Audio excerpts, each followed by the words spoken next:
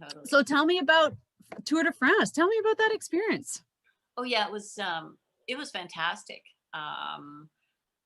Yeah, so we had the one thing that always sticks out is the team car. Like so back then there was no women's pro racing.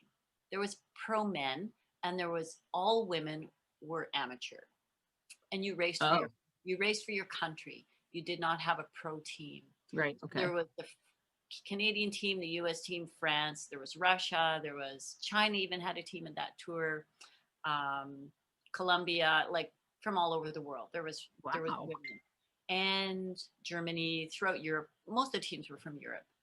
Hmm. Um, and we had a team car, which was really cool. We had two team cars, Peugeots with your country flag on the car and all the bikes up on the roof. We were like, because none of us had been at that kind of event. Like they didn't have that kind of thing for women, that level of support for the riders. It was just amazing.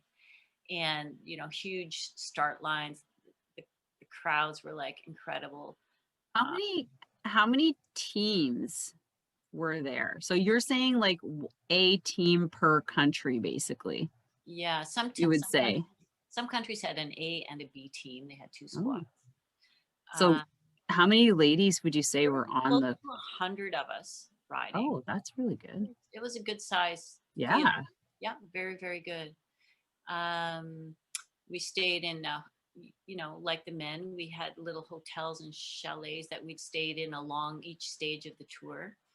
We had our Uh-huh. coach and mechanics and soigneur, um, great food, uh, beautiful countryside, and it was kind of like blink. Wow, this is how. I wasn't even aware that there was a selection for the Women's Tour de France. I just ended Where am I? up. I know. And the racing was, I was actually very blown away because in Texas, I had done very well at the Tour of Texas. And the reason I think I'd done very well is because I was determined not to get blown off the back before.